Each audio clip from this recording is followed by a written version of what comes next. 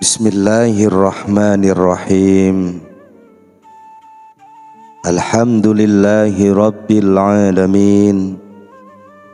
Assalatu wassalamu alaika ya sayyidi ya Rasulullah. Khudh biyadi qallat hilati adrikni. Seseorang yang sudah berwudu dan membersihkan dirinya dari kotoran badan, hati dan tempat, lalu menutup auratnya dari pusar hingga lututnya, hendaknya berdiri tegap menghadap ke arah kiblat dan agak merenggangkan kedua kakinya. Jangan merapatkannya sama sekali tanpa ada celah sedikit pun. Sebab Rasulullah sallallahu alaihi wasallam melarang mengangkat satu kaki dan menempelkan kedua kaki dalam solat. Yang dimaksud menempelkan di sini adalah merapatkan sehingga seperti terbelenggu, sebagaimana yang tersirat dalam firman Allah Subhanahu wa ta'ala yang terikat dalam belenggu. Quran surat Shad ayat 38. Kemudian orang yang sholat hendaknya agak menundukkan kepala, mengarahkan pandangannya ke tempat sujud dan menghadirkan niat. Setelah itu, tidak mengapa jika membaca surat An-Nas sebagai doa memohon perlindungan dari gangguan syaitan, lalu berniat untuk mendirikan sholat. Misalnya solat zuhur dengan mengucapkan, aku berniat melaksanakan solat zuhur karena Allah Ta'ala.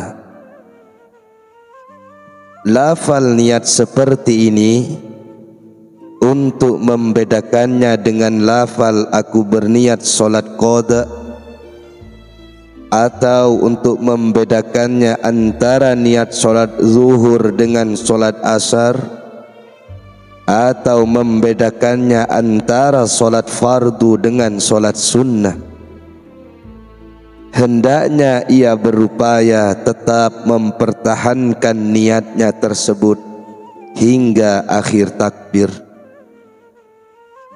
Saat mengangkat tangan, posisi kedua telapak tangan paralel dengan pundak sehingga ibu jari tangan dekat dengan daun telinga dan ujung jari lainnya sejajar dengan telinga bagian atas. Hal ini didasarkan pada berbagai nas yang ada. Selain itu, hendaknya jari-jari tangan tidak terlalu dirapatkan dan tidak pula terlalu direnggangkan. Saat bertakbir sambil mengangkat tangan harus disertai dengan menghadirkan niat dalam hati.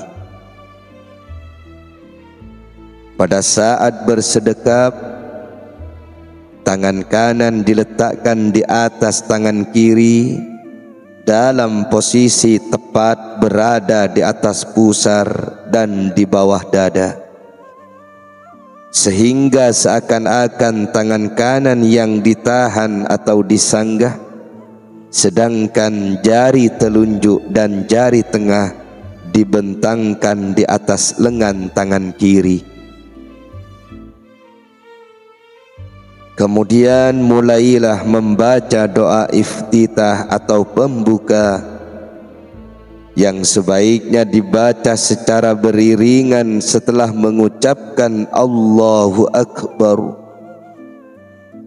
Adapun bunyinya adalah sebagai berikut: Allahu akbar kabira walhamdulillahi katsira wa subhanallahi bukratan wa asila. Inni wajjahtu wajhiya lillazi fataras samawati wal ard hanifan musliman wa ma ana minal musyrikin. Allah Maha Besar, segala puji baginya, dan aku ucapkan Maha Suci Allah di waktu pagi dan petang. Aku hadapkan wajahku kepada Zat yang menciptakan langit dan bumi dalam kondisi hati yang lurus dan sebagai muslim, dan aku tidak termasuk golongan orang-orang musyrik. Hadis riwayat Muslim. Lalu membaca Fasubhanakallahumma wa bihamdika wa tabarakasmuka wa ta'ala jadduka wa la ilaha ghairuka. Maha suci Engkau ya Allah, segala puji bagimu, maha suci namamu, maha tinggi kekuasaanmu, dan tiada Tuhan selain dirimu. Setelah itu membaca A'udzu billahi minasyaitonir rajim. Aku berlindung kepada Allah dari godaan syaitan yang terkutuk. Lalu mulailah membaca surat Al-Fatihah dengan bacaan yang sempurna, baik dalam tajwid maupun makhrajil huruf atau tempat keluarnya huruf. Ia harus berupaya membedakan bunyi antara satu huruf dengan huruf lainnya. Misalnya huruf Dod dengan Zo, kemudian mengucapkan amin dengan suara yang agak panjang.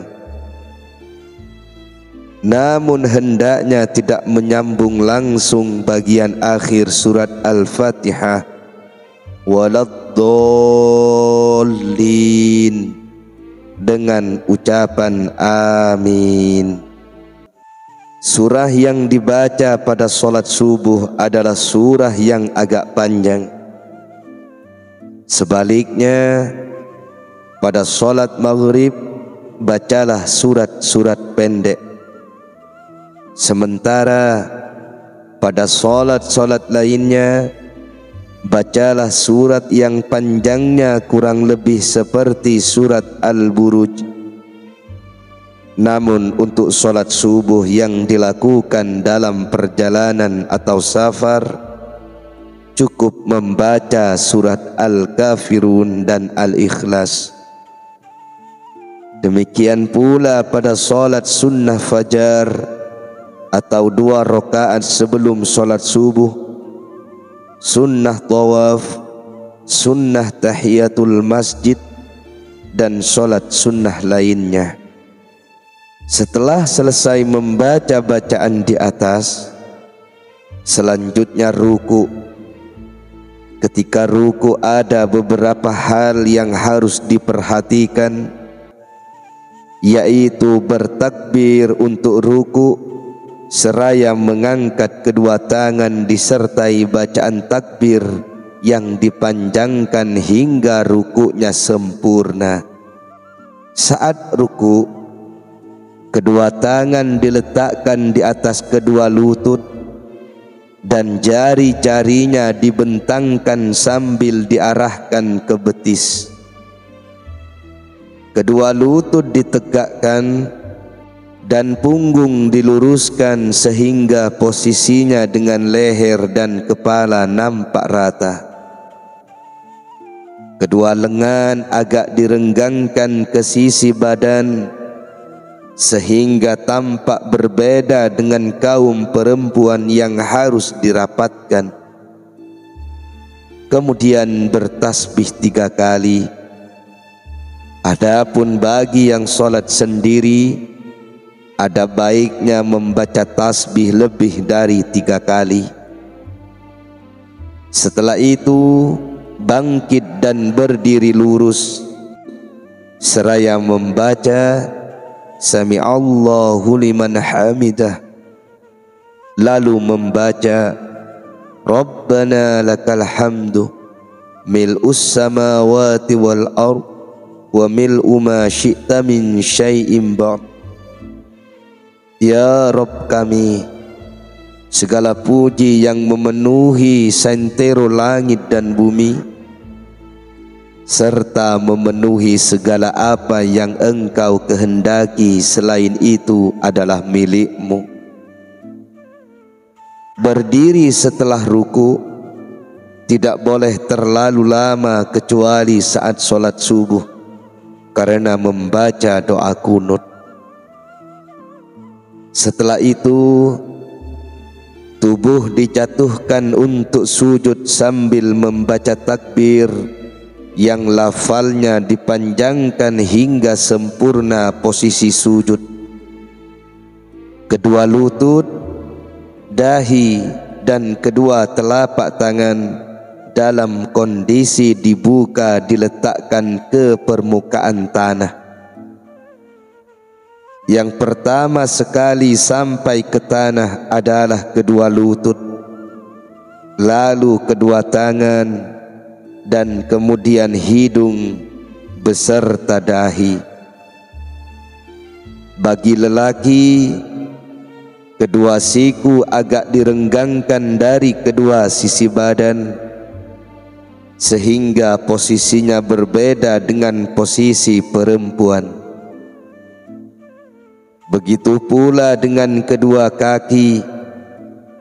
Untuk lelaki harus agak direnggangkan sehingga berbeda dengan posisi kaum perempuan. Kedua tangan yang diletakkan di atas tanah sejajar dengan kedua pundak. Jari-jari tangan jangan direnggangkan dan kedua lengan tidak boleh dibentangkan di atas tanah seperti anjing yang membentangkan kedua kakinya pada saat posisi setengah jongkok. Sebab posisi seperti itu dilarang. Saat sujud bacalah Subhana Rabbiyal A'la, Maha suci Allah yang maha tinggi, sebanyak 3 kali. Namun saat solat sendiri boleh membacanya lebih dari 3 kali. Kemudian bangkit dari sujud sambil bertakbir, lalu duduk dengan tenang di atas kaki kiri, sedangkan telapak kaki kanan ditegakkan. Kedua tangan diletakkan di atas kedua paha, namun tidak harus mengepalkannya, seraya membaca Rabbighfirli warhamni warzuqni wahdini wa'afini wa'fu anni. Ya Allah, ampunilah aku, sayangilah aku, karuniakanlah rezeki kepadaku, berilah petunjuk kepadaku, kasihanilah aku, dan maafkanlah aku. Kemudian sujud lagi untuk kedua kali seperti pada sujud pertama. Setelah itu bangkit untuk duduk sejenak, lalu bangkit berdiri dengan meletakkan tangan di tanah dan tidak mendahulukan salah satu kaki, seraya mengucapkan takbir hingga posisi berdiri sempurna. Di rakaat kedua dan pada saat tasyahud pertama, posisi duduknya adalah bagian pantat diletakkan di atas kaki kiri atau kaki kiri menjadi alas, lalu membaca salawat pada Rasulullah sallallahu alaihi wasallam sambil tangan kanan dikepalkan kecuali jari telunjuk yang dibentuk dalam posisi sedang menunjuk saat mengucapkan illallah. Sementara pada tasyahud akhir bacaannya disempurnakan dengan doa yang dianjurkan berasal dari Nabi sallallahu alaihi wasallam dengan posisi duduk di atas pangkal paha kiri. Setelah selesai membaca doa tasyahud, ucapkanlah assalamualaikum warahmatullah seraya menoleh ke arah kanan sebatas ia dapat melihat pundak kanan. Hal itu juga dilakukan saat salam dan menoleh ke kiri dengan niat keluar dari pelaksanaan solat. Saat mengucapkan salam, hendaknya diniatkan untuk para malaikat dan kaum muslim yang ada di sisi kanan dan kirinya, namun jangan memperpanjang suara salam. Perbuatan yang termasuk fardu solat sebagaimana yang telah disebutkan sebelumnya berjumlah 12, yaitu niat, takbiratul ihram, berdiri, membaca al-fatihah, membungkuk saat ruku hingga kedua tangan menyentuh kedua lutut disertai dengan tumakninah atau berdiam sejenak, i'tidal saat bangkit dari ruku, sujud dengan tumakninah, duduk tegak sesudah sujud, duduk untuk tasyahud akhir, membaca doa tasyahud akhir, bersolawat kepada Rasulullah sallallahu alaihi wasallam dan salam yang pertama.